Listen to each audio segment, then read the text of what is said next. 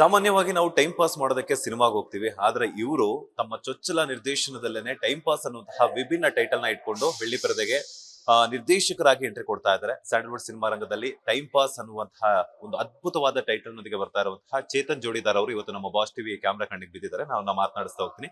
Sir, ಮೊದಲನೇದಾಗಿ ನಮಸ್ತೆ, ಹೇಗಿದ್ದೀರಾ? ನೀವ್ ಹೇಗಿದ್ದೀರಾ? ನಾನು ಸೂಪರ್ ಆಗಿದ್ದೀನಿ. ಈ ಟೈಮ್ ಪಾಸ್ ಅಂದ್ರೆ ಪ್ರತಿಯೊಬ್ಬರ ಲೈಫ್ ಅಲ್ಲಿ ಏನಾದ್ರೂ ಬೋರ್ ಹೊಡಿತಾ ಇದೆ, ಟೈಮ್ ಪಾಸ್ ಮಾಡ್ಬೇಕಲ್ಲ ಅನ್ನುವಂಥದ್ದು ಪ್ರತಿಯೊಂದು ಒಂದಲ್ಲ ಒಂದು ಗಳಿಗೆಯಲ್ಲಿ ಬಂದೇ ಬರ್ತಾ ಇರುತ್ತೆ. ನೀವು ಅದನ್ನೇ ಟೈಟಲ್ ಇಟ್ಕೊಂಡು ಬಂದಿದ್ರ, ಅದು ಕೂಡ ಚೊಚ್ಚಲ ನಿರ್ದೇಶನದಲ್ಲಿ. ಹೆಂಗ್ ಅನ್ನಿಸ್ತಿದೆ ಅಂತ? ತುಂಬಾ ಖುಷಿ ಆಗಿದೆ sir. So first debut movie as a director. So ತುಂಬಾ ಖುಷಿ ಆಗ್ತಾ ಇದೆ. ಪಬ್ಲಿಕ್ ಕಡೆಯಿಂದ ಒಳ್ಳೆ ರೆಸ್ಪಾನ್ಸ್ ಸಿಗ್ತಾ ಇದೆ. ನಾವು ಎಲ್ಲಾ ಕಡೆ ಮನೆ ಮನೆ ತಲುಪಬೇಕು ಅನ್ನೋ ಸಂಕಲ್ಪದಲ್ಲಿ ಪ್ರತಿ ಜಿಲ್ಲೆಗೂ ಹೋಗಿ ಪ್ರೆಸ್ ಮೀಟ್ ಮಾಡಿ, ಕಾಲೇಜ್ ಪ್ರೋಗ್ರಾಮ್ಸ್ ಮಾಡಿ, ಪಬ್ಲಿಕ್ ಜೊತೆ ಲೈವ್ ಇಂಟ್ರಾಕ್ಷನ್ ಇದೆ. ಸೊ ಎಲ್ಲರೂ ಪಾಸಿಟಿವ್ ಆಗಿ ಮಾತಾಡ್ತಾ ಇದ್ದಾರೆ. ನಮ್ಮ ಸಿನಿಮಾ ಪೋಸ್ಟರ್ಸು, ಸಾಂಗ್ಸು, ಟ್ರೈಲರ್ ಎಲ್ಲ ಕೇಳಿ ಎಂಜಾಯ್ ಮಾಡ್ತಾ ಇದ್ದಾರೆ. ಸೊ ಒಳ್ಳೆ ರೆಸ್ಪಾನ್ಸ್ ಇದೆ ಸರ್. ನಂಬಿಕೆ ಇದೆ, ದಿನಕ್ಕೆ ದಿನ ನಂಬಿಕೆ ಜಾಸ್ತಿ ಆಗ್ತಾ ಇದೆ, ಟೆನ್ಷನ್ ಜಾಸ್ತಿ ಆಗ್ತಾ ಇದೆ. ಲಾಸ್ಟ್ ಕೊನೆ ಮೂಮೆಂಟ್ ಬಂದ್ಬಿಟ್ಟಿದ್ದೀವಿ ರಿಲೀಸ್ಗೆ. So we are doing good sir. Time pass ಅನ್ನುವಂತ ಈ ಟೈಟಲ್ ಹೆಂಗ್ ಬಂತು ಸರ್? ಇದಕ್ಕೆ ಇದು ನೀವೇ ಫೈನಲೈಸ್ ಮಾಡಿದ್ದ ಅಥವಾ ಬೇರೆ ಯಾರಾದ್ರೂ ಫೈನಲೈಸ್ ಮಾಡಿದ್ದ ಅಂತ? ಇಲ್ಲ ಸರ್, ನಾನೇ ಫೈನಲೈಸ್ ಮಾಡಿದ್ದು. ಸಾಕಷ್ಟು ಜನ ಸುಮ್ಮನೆ ನನ್ನ ಫ್ರೆಂಡ್ ಸರ್ಕಲ್, ಫ್ಯಾಮಿಲಿ ಎಲ್ಲರೂ ಹೇಳ್ತಾ ಇದ್ರು, ಸುಮ್ಮನೆ ಟೈಮ್ ಪಾಸ್ ಮಾಡ್ಕೊಂಡು ಸಿನಿಮಾ ಅಂತ ಟೈಮ್ ವೇಸ್ಟ್ ಮಾಡ್ತಾ ಇದೆಯಾ ಅಂತ ಹೇಳಿ. ಸೊ ಯಾವಾಗ ಡೈರೆಕ್ಷನ್ ಮಾಡ್ಬೇಕು ಅಂತ ಡಿಸೈಡ್ ಮಾಡಿದೆ. ಫಸ್ಟ್ ಟೈಟಲ್ ಅಂತ ನೋಡ್ಬೇಕಾದ್ರೆ ಎಲ್ಲರೂ ಹೇಳ್ತಾ ಇದ್ದಿದ್ದು ಇದೇ ವರ್ಡು. ಸರಿ, ಟೈಮ್ ಪಾಸ್ ಅಂತಾನೆ ಸಿನಿಮಾ ಹೆಸರು ಇಡೋಣ, ಅದೊಂದು ಸಿಗ್ನೇಚರ್ ಆಗಿ ಟ್ರೇಡ್ ಮಾರ್ಕ್ ಆಗಿರತ್ತೆ ಅಂತ ಹೇಳಿ ಡಿಸೈಡ್ ಮಾಡಿದ್ದು ಸರ್. ಸೊ ಅದು ಕತೆಗೂ ಸೂಟ್ ಆಗತ್ತೆ.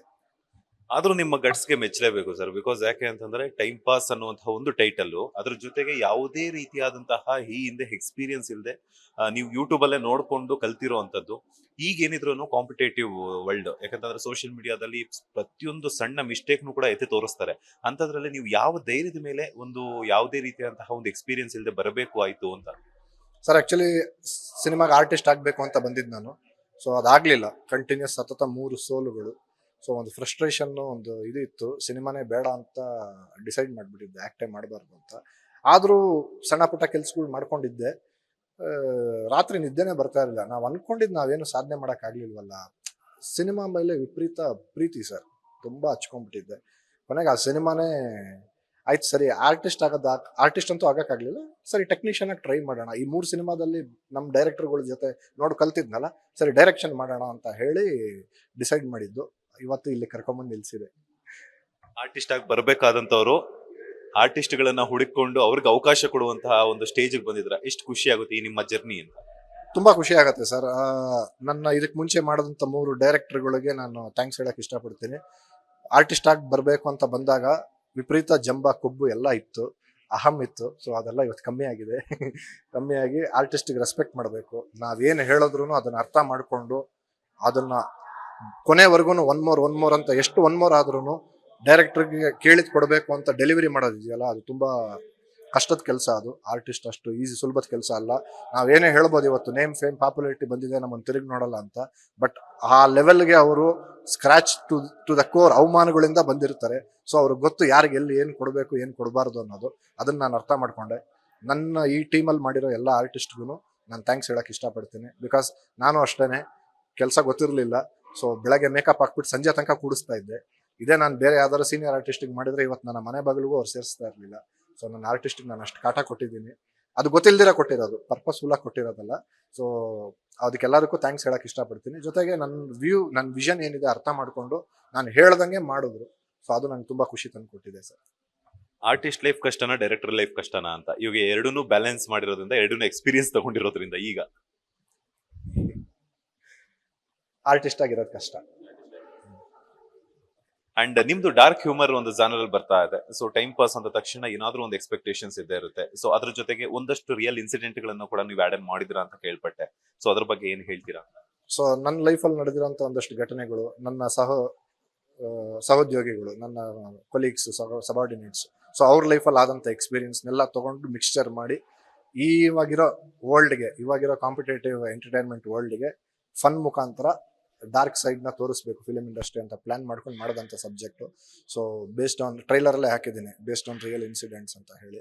ಜೊತೆಗೆ ಡಾರ್ಕ್ ಹ್ಯೂಮರ್ ಜಾನರ್ ತಗೊಳ್ಳೋದಾಗಿತ್ತು ಅಂದರೆ ಸಬ್ಜೆಕ್ಟ್ ಸೀರಿಯಸ್ಸು, ಬಟ್ ಕೂತ್ಕೊಂಡು ನೋಡೋ ಪ್ರೇಕ್ಷಕನಿಗೆ ಅದು ಫನ್ ಆಗಿರುತ್ತೆ.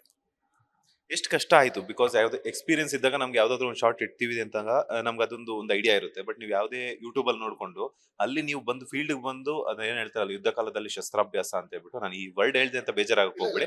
ಯಾಕಂತಂದ್ರೆ ನೀವು ಯೂಟ್ಯೂಬ್ ಅಲ್ಲಿ ಕಲ್ತಿರುವಂತದ್ದು ಅದನ್ನ ಡೈರೆಕ್ಟ್ ಆಗಿ ತಗೊಂಡ್ಬಂದು ಆನ್ ದ ಶೂಟಿಂಗ್ ಲೊಕೇಶನ್ ಅಲ್ಲಿ ಸ್ಪಾಟ್ ಅಲ್ಲಿ ಎಕ್ಸ್ಪೀರಿಯನ್ಸ್ ಮಾಡಕ್ ಹೋದಾಗ ಒಂದಷ್ಟು ಅಡೆತಡೆಗಳು ಆಗೇ ಆಗಿರುತ್ತೆ. ಸೊ ಅಂತ ಟೈಮಲ್ಲಿ ಟೈಮ್ ವೇಸ್ಟ್ ಆಗ್ತಿದೆ, ಟೈಮ್ ಪಾಸ್ ಮಾಡಕ್ ಹೋಗಿ ಟೈಮ್ ವೇಸ್ಟ್ ಆಗ್ತಿದೆ ಅಂತ ಭಾವನೆ ಬರ್ಲಿಲ್ವಾ ನಿಮ್ಗೆ ಅಂತ? ಖಂಡಿತ ಆಗಿದೆ ಸರ್. ಸುಮಾರು ಜಜ್ಮೆಂಟಲ್ ಮಿಸ್ಟೇಕ್ಸ್ ಆಗಿ ರೀಶೂಟ್ ಮಾಡಿರೋಂಥದ್ದು ಇದೆ. ಶೂಟ್ ಮಾಡಿದ್ ಬರೀ 26 ಡೇಸ್, ಅದರಲ್ಲಿ ಒಂದು 5 ದಿನ ಬರೀ ರೀಶೂಟೇ ಮಾಡಿದ್ವಿ. ಸೊ ಹಂಗಂದ್ರೆ 20 ದಿನ ಅಷ್ಟೇ ಆಕ್ಚುಲ್ ಆಗಿ ಶೂಟ್ ಪೋರ್ಷನ್ ಇದ್ದಿದ್ದು. ಇದಕ್ಕೆ ಮುಂಚೆ ನಾನು ಶಾರ್ಟ್ ಫಿಲ್ಮ್ ಮಾಡಿದೆ, ಸಿನಿಮಾಗೆ ಬರೋಕ್ಕೂ ಮುಂಚೆ ಶಾರ್ಟ್ ಫಿಲ್ಮ್ ಮಾಡಿದ್ದೆ. ಆ ಶಾರ್ಟ್ ಫಿಲ್ಮ್ ಹೆಸರು ಟೈಮ್ ಪಾಸ್, ಅದೇ ಇವತ್ತು ಫ್ಯೂಚರ್ ಫಿಲ್ಮ್ ಆಗಿರೋದು. ಸೊ ಆ ಶಾರ್ಟ್ ಫಿಲ್ಮ್ ಮಾಡಿದ್ರಿಂದ ಒಂದಷ್ಟು ಅನುಭವ ಸಿಕ್ತು. ಸೊ ಯಾವ ಥರ ಶಾರ್ಟ್ ಕಂಪೋಸ್ ಮಾಡಬೇಕು ಏನು ಅಂತ ಯೂಟ್ಯೂಬಲ್ಲಿ ಅಧ್ಯಯನ ಮಾಡಿದ್ರಿಂದ ಅದು ತುಂಬ ಹೆಲ್ಪ್ ಆಗಿತ್ತು ನನಗೆ. ಸೊ ಒಂದು ಸೀನ್ ಇಷ್ಟು ಲೆಂತ್ ಇರಬೇಕು, ಈ ಆರ್ಕ್ ಈ ಥರ ಇರಬೇಕು ಅನ್ನೋದು ಮುಂಚೆನೇ ಗೊತ್ತಿದ್ದರಿಂದ ಕಲ್ತಿದ್ರಿಂದ ನನಗೆ ಸ್ವಲ್ಪ ಈಸಿ ಆಯಿತು. ಬಟ್ ಪ್ರಾಕ್ಟಿಕಲ್ ಡಿಫಿಕಲ್ಟೀಸ್ ಖಂಡಿತ ಇತ್ತು. ಯಾರ್ಯಾರು ಹೊಸಬ್ರು ಸೈಕಲ್ ಹೊಡ್ಕೊಂಡು ಇವತ್ತು ದೊಡ್ಡವರಾಗಿದ್ದಾರೆ, ಅವ್ರು ಏನೇನು ಕಷ್ಟಪಟ್ಟಿದ್ದಾರೆ ಆ ಎಲ್ಲ ಕಷ್ಟನೂ ನಾನು ಪಟ್ಟಿದ್ದೀನಿ. ಫೈನಲಿ ಈಗ ಏನ್ ಹೇಳ್ತೀರಾ ಸರ್ ಕನ್ನಡಿಗರಿಗೆ, ಯಾಕೆ ಟೈಮ್ ಪಾಸ್ ಸಿನಿಮಾನ ನೋಡ್ಬೇಕು ಥಿಯೇಟರ್ ಬಂದು ಅಂತ? ಸರ್, ಇವತ್ತು ಮೊದಲನೇದಾಗಿ ಈ ಟೈಮ್ ಪಾಸ್ ಸಿನಿಮಾಗೆ ಹೊಸ ಕಲಾವಿದರ ಅವಶ್ಯಕತೆ ಇದ್ದಿದ್ದು. ಸ್ಕ್ರಿಪ್ಟ್ ಏನು ಡಿಮ್ಯಾಂಡ್ ಮಾಡ್ತು ಅದನ್ನು ನಾವು ಕೊಟ್ಟಿದ್ದೀವಿ. ಸೊ ಜನಕ್ಕೆ ಏನು ಬೇಕು, ಎಂಟರ್ಟೈನ್ಮೆಂಟ್ ಬೇಕು, ಅದನ್ನು ನಾವು ಕೊಟ್ಟಿದ್ದೀವಿ. ಹೊಸ ಕಲಾವಿದರನ್ನ ನೀವು ಪ್ರೋತ್ಸಾಹಿಸಬೇಕು, ನೀವು ಬಂದು ಸಿನಿಮಾ ನೋಡಬೇಕು. ಇವತ್ತು ಸಿನಿಮಾ ಮಾಡೋದು ಮಾತ್ರ ಅಲ್ಲ, ಜನರಿಗೆ ತಲುಪಿಸೋದು ತುಂಬ ಇಂಪಾರ್ಟೆಂಟು. ಆ ಕೆಲಸದಲ್ಲೂ ನಾವು ಒಂದಷ್ಟು ತಕ್ಕ ಮಟ್ಟಿಗೆ ಜಸ್ಟ್ ಪಾಸ್, ಟೈಮ್ ಪಾಸಲ್ಲಿ ಅಟ್ಲೀಸ್ಟ್ ಜನಕ್ಕೆ ತಲುಪಿಸೋದ್ರಲ್ಲಿ ಜಸ್ಟ್ ಪಾಸ್ ಆಗಿದ್ದೀವಿ ಅನ್ನೋದು ನನ್ನ ನಂಬಿಕೆ. ಸೊ ಪ್ರತಿ ಮನೆಗೂ ಹೋಗಿ ಪ್ರಚಾರ ಮಾಡಿದ್ದೀವಿ. ಸೊ ದಯವಿಟ್ಟು ಎಲ್ಲರೂ ಥಿಯೇಟ್ರಿಗೆ ಬಂದು ಸಿನಿಮಾ ನೋಡಿ. ಬಿಡು OTT ಅಲ್ಲಿ ಬರುತ್ತೆ ಹೊಸಬ್ರು ಸಿನಿಮಾ ತಾನೆ ಅಂತ ನೆಗ್ಲೆಕ್ಟ್ ಮಾಡಕ್ಕೆ ಹೋಗ್ಬಿಡಿ. ಇದರಲ್ಲಿ ಒಂದು ಒಳ್ಳೆ ಥಿಯೇಟರಿಕಲ್ ಎಕ್ಸ್ಪೀರಿಯನ್ಸ್ ಇದೆ, ಸಿನಿಮಾದೊಳಗೆ ಒಂದು ಒಳ್ಳೆ ಮ್ಯಾಜಿಕ್ ಇದೆ. ಸೊ ನೀವು ಬಂದು ನೋಡಿ, ನೀವು ನೋಡಿದ್ರೆ ನಿಮ್ಗೆ ಗೊತ್ತಾಗತ್ತೆ. ನಿಮ್ಗೆ ಡೌಟ್ ಇತ್ತು ಅಂದರೆ ಫಸ್ಟ್ ಒಬ್ರು ಬನ್ನಿ ನೋಡಿ, ಆಮೇಲೆ ಫ್ಯಾಮಿಲಿ ಜೊತೆ ಬಂದು ನೋಡಿ ಅಂತ ಹೇಳಕ್ ಇಷ್ಟಪಡ್ತೀನಿ. Thank you so much sir. ಇಷ್ಟೊತ್ತು ಬಾಸ್ ಟಿವಿ ಜೊತೆ ಒಂದಷ್ಟು ಎಕ್ಸ್ಪೀರಿಯನ್ಸ್ ಅನ್ನ ಶೇರ್ ಮಾಡೋದಕ್ಕೆ. ಟೈಮ್ ಪಾಸ್ ಸಿನಿಮಾ ಮಾಡಿದ್ರೆ time pass super duper successful ಆಗಲಿ, ನಿಮ್ ಟೈಮ್ ಸಿಗದೇ ಇರೋಷ್ಟು ಸಕ್ಸಸ್ ಕೊಡ್ಲಿ, ಒಳ್ಳೇದಾಗ್ಲಿ. Thank you sir, thank you so much. ನಿಮ್ಮ ಮಾಧ್ಯಮದ ಮುಖಾಂತರ ಜನರನ್ನ ಭೇಟಿ ಆಗೋದಕ್ಕೆ ನನಗೊಂದು ಅವಕಾಶ ನೀವು ಮಾಡಿಕೊಟ್ರಿ, ತುಂಬಾ thanks. Thank you so much. Thank you sir.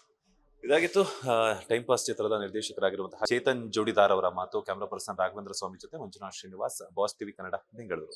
Latest ಹಾಗೂ ಇಂಟ್ರೆಸ್ಟಿಂಗ್ ಸುದ್ದಿಗಳಿಗಾಗಿ ಬಾಸ್ ಟಿವಿ ಕನ್ನಡ ಚಾನೆಲ್ನ ಸಬ್ಸ್ಕ್ರೈಬ್ ಮಾಡಿ, ಹಾಗೆಯೇ ಬೆಲ್ ಐಕಾನ್ ಪ್ರೆಸ್ ಮಾಡಿ. ಇದರ ಜೊತೆಗೆ ಫೇಸ್ಬುಕ್, ಇನ್ಸ್ಟಾಗ್ರಾಮ್, ಎಕ್ಸ್ ನಲ್ಲೂ ಮಿಸ್ ಮಾಡದೆ ಫಾಲೋ ಮಾಡಿ.